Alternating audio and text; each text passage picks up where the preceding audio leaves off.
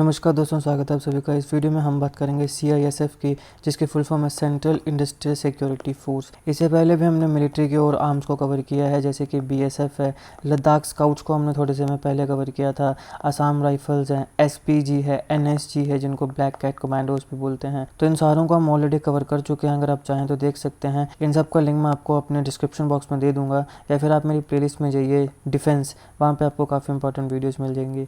आज हम इस वीडियो में कवर करेंगे CISF से रिलेटेड सारे इंपॉर्टेंट फैक्ट्स, इसकी हिस्ट्री और जितने भी इंपॉर्टेंट फैक्ट्स आपके एग्जामिनेशन के लिए ज़रूरी हैं या फिर एक भारतीय होने के नाते हमें पता होने चाहिए। तो इसलिए आप इस वीडियो को अंत तक जरूर देखिएगा। चैनल पर नए हो तो सब्सक्राइब अवश्य करिएगा। Politics, economy, GK, geography, science, environment, inclusion की तमाम वीडियोज़ के लिए हमारी प्लेलिस्ट को जरूर चेक करिएगा। आप किसी भी एग्जाम की तैयारी कर रहे हो, हमारी प्लेलिस्ट और करंट अफेयर की बाकी वीडियोज़ को देख के आपको काफ़ी हेल्प मिलने वाली है, इसलिए समय निकाल के हमारे चैनल को जरूर चेक करिएगा। चलिए शुरुआत करते हैं। देखिए, CISF इसकी फुल फॉर्म है सेंट्रल इंडस्ट्रियल सिक्योरिटी फोर्स। ये हमारे भारत में 300 से ज़्यादा इंडस्ट्रियल यूनिट्स हैं जिन्हें प्रोटेक्ट करता है फ्रॉड या थेफ्ट से। इन 300 इंडस्ट्रियल यूनिट्स में कई गवर्नमेंट इंस्टॉलेशंस भी आती हैं और कई इंडस्ट्रियल इंस्टॉलेशंस भी आती हैं। CISF को 1969 में इस्टेब्लिश किया गया था। सवाल है कि इसको इस्टेब्लिश ही क्यों करना पड़ा। इसके पीछे का कारण है HEC, रांची फायर इंसिडेंट। क्या है ये HEC? Heavy engineering corporation limited. इसका एक प्लांट था रांची में जहाँ पे फायर इंसिडेंट हुआ और काफ़ी वहाँ पे नुकसान हुआ। तो इसके बाद CISF को इस्टेब्लिश किया गया था 1969 में।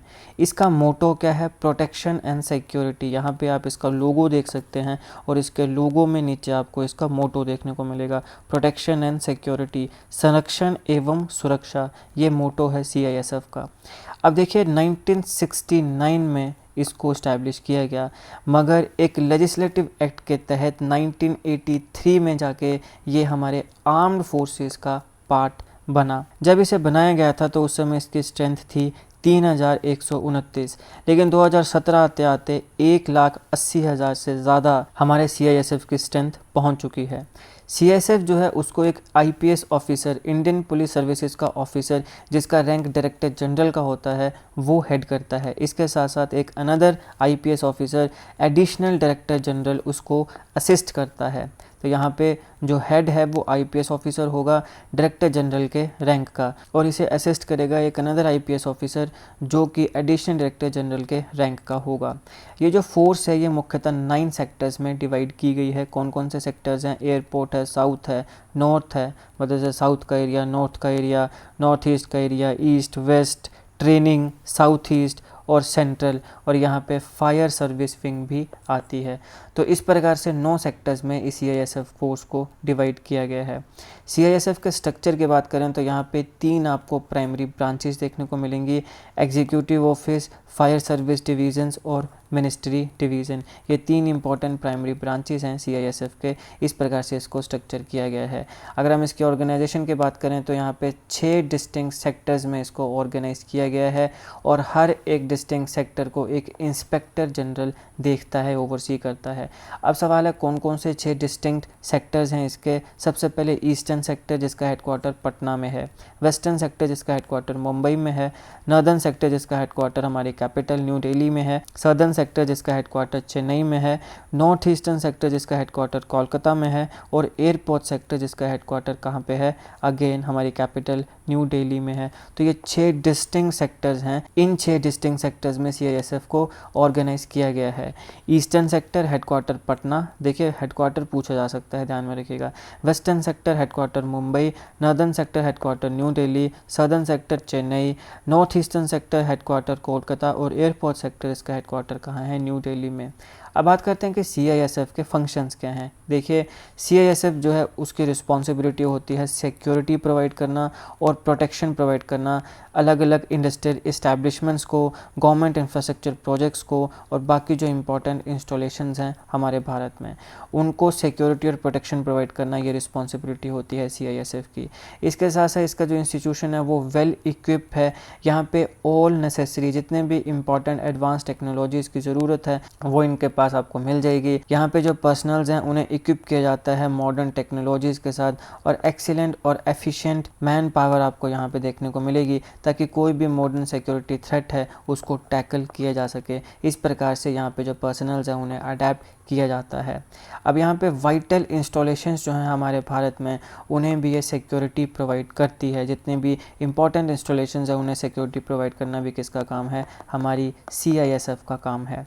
इसके साथ साथ जो क्रिटिकल इंफ्रास्ट्रक्चर है जैसे कि एयरपोर्ट हैं, सी पोर्ट हैं, पावर प्लांट्स हैं, ऑयल रिफाइनरीज हैं, गवर्नमेंट बिल्डिंग्स हैं, इन सारी की सारी चीज़ों को जो कि हमारे क्रिटिकल इंफ्रास्ट्रक्चर होते हैं इन्हें भी सेफ गार्ड करना किसका काम होता है, CISF का काम होता है। चाहे वो एयरपोर्ट हों, सी पोर्ट हों, गवर्नमेंट बिल्डिंग्स हों, ऑयल रिफाइनरीज हों, पावर प्लांट्स हों, हर एक चीज़ को कौन सेफ गार्ड करता है, CISF सेफ गार्ड करता है। फिर यहाँ पे डिज़ास्टर मैनेजमेंट और रेस्क्यू ऑपरेशंस में भी इनका काफ़ी योगदान आता है। इनके पास स्पेशलाइज्ड फायर विंग है जो कि फायर और जो रेस्क्यू ऑपरेशंस है उन्हें हैंडल करती है। इसके साथ साथ डिज़ास्टर मैनेजमेंट में भी इन्वॉल्व होते हैं। रिलीफ एफर्ट्स जहाँ पे ज़रूरत होती है वहाँ पर भी आपको हमारे CISF के जवान देखने को मिल जाएंगे। फिर आता है VIP सिक्योरिटी और क्राउड कंट्रोल। VIP सिक्योरिटी में एक और बहुत भूमिका निभाता है, वो है SPG। मैंने आपको पहले बताया कि SPG, NSG, BSF, Assam rifle, Ladakh scouts, इन सबको ऑलरेडी कवर कर चुका हूँ। मेरे डिस्क्रिप्शन बॉक्स में सारों के लिंक्स आपको मिल जाएंगे, या फिर आप मेरी प्लेलिस्ट में जाइए डिफेंस, वहाँ पर भी आपको सारी वीडियोस मिल जाएंगी और इनके साथ साथ और भी काफ़ी इंपॉर्टेंट वीडियोस मिल जाएंगी। लेकिन यहाँ पे CISF का काम भी होता है। CISF भी जो क्राउड कहीं पे अगर हो, जैसे अगर कोई इवेंट है, कोई फेस्टिवल आ रहा है, तो वहाँ पे क्राउड को कंट्रोल करने का काम करता है। इसके साथ साथ जो VIPs होते हैं, वेरी इंपॉर्टेंट पर्सनस होते हैं, या फिर उनकी जो फैमिलीज़ होती हैं, उन्हें भी सिक्योरिटी प्रोवाइड करने का काम कौन करता है, हमारे CISF के जवान करते हैं। फिर आता है कल्चरल हेरिटेज। हमारे यहाँ पे जो इंपॉर्टेंट कल्चरल हेरिटेज है उनकी प्रोटेक्शन का काम भी CISF करता है। ये इंश्योर करता है कि जितने भी कल्चर हेरिटेज साइट्स हैं उनको प्रोटेक्ट किया जाए। अभी जो कल्चरल हेरिटेज साइट्स हैं यहाँ पे काफ़ी आर्कियोलॉजिकल साइट्स भी आती हैं और हिस्टोरिकल मोनूमेंट्स भी आते हैं। इन सारों को भी प्रोटेक्ट कौन करता है, हमारी CISF प्रोटेक्ट करती है। फिर आता है ट्रेनिंग एंड डेवलपमेंट। तो यहाँ पे जो पर्सनल्स होते हैं इनको ट्रेनिंग भी दी जाती है। इनके लिए काफ़ी डेवलपमेंट प्रोग्राम्स भी किए जाते हैं ताकि इनकी जो कैपेबिलिटीज़ हैं उसको बढ़ाया जा सके और इनको लेटेस्ट टेक्निक और टेक्नोलॉजी के साथ अपडेट रखा जाए। तो ये भी प्रोवाइड कौन करता है, CISF ही प्रोवाइड करता है। फिर आता है इंटरनेशनल असाइनमेंट्स। यहाँ पे जो एम्बेसीज़ होती हैं फ़ॉरेन, अलग अलग कंट्रीज़ के हमारे भारत में एम्बेसीज़ हैं, या फिर हमारे जो कॉन्सुलेट्स हैं दुनिया के अलग अलग हिस्सों में, उन्हें भी सिक्योरिटी और प्रोटेक्शन प्रोवाइड करती है हमारी CISF। CISF जो है वो एडवाइजरी सर्विसेज भी प्रोवाइड करती है कुछ इंपॉर्टेंट गवर्नमेंट और बिजनेस ऑर्गेनाइजेशंस को। तो यहाँ पे अगर हम कुछ इंपॉर्टेंट एडवाइजरी क्लाइंट्स की बात करें जहाँ पे एडवाइजरी सर्विसेज CISF प्रोवाइड कर रही है, तो उसमें आता है NBRI, TISCO, Odisha mining corporation, IB thermal power plant. इन सारों को, और ऐसे और भी बहुत हैं जिनको एडवाइजरी सर्विसेज कौन प्रोवाइड करता है, CISF प्रोवाइड करता है। अब देखिए CISF के जो जवान हैं ये अपनी ब्रेवरी के लिए जाने जाते हैं और इसकी वजह से इनको काफ़ी गैलेंट्री पुरस्कार, गैलेंट्री अवार्ड से भी नवाजा गया है।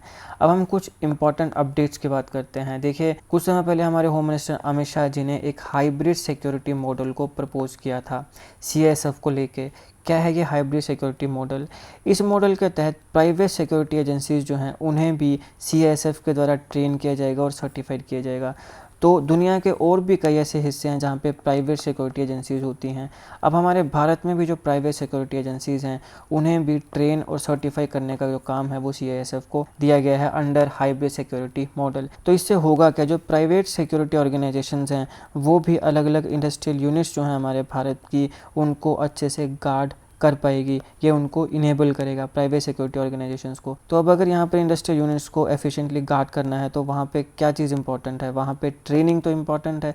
तो CISF उन्हें ट्रेन भी करेगा और उनको सर्टिफाई भी करेगा। इसके साथ साथ हमारे होम मिनिस्टर ने CISF को ये भी कहा है कि वो DRDO और BSF के साथ क्या करे, कोलैबोरेट करे। क्यों करे? ताकि इफेक्टिव काउंटर टेक्नोलॉजी किसके अगेंस्ट, जो ड्रोन थ्रेट्स हैं, ड्रोन होते हैं उनके जो थ्रेट्स हैं उसके अगेंस्ट, उसके खिलाफ इफेक्टिव काउंटर टेक्नोलॉजी को प्रिपेयर किया जा सके, ताकि जो इंडस्ट्रियल यूनिट्स हैं, सी पोर्ट्स हैं, लैंड बॉर्डर्स हैं, वहाँ पे ये जो ड्रोन का थ्रेट है, पाकिस्तान के ड्रोन्स हैं, चाइना के ड्रोन्स हैं, ये जितने भी ड्रोन का थ्रेट है उसको अच्छे से काउंटर किया जा सके।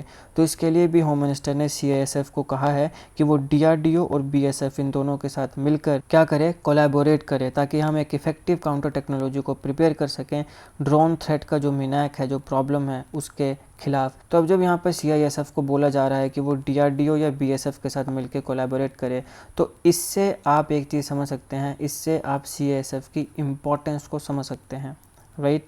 तो यहाँ पे ये कोलैबोरेशन की बात भी हुई है ताकि जो काउंटर टेक्नोलॉजी है, इफेक्टिव काउंटर टेक्नोलॉजी, उसको प्रिपेयर किया जा सके ड्रोन थ्रेट्स के अगेंस्ट बीएसएफ को मैंने अच्छे से अलग वीडियो में कवर किया, जरूर देखिएगा, लिंक मैं डिस्क्रिप्शन में दे दूंगा।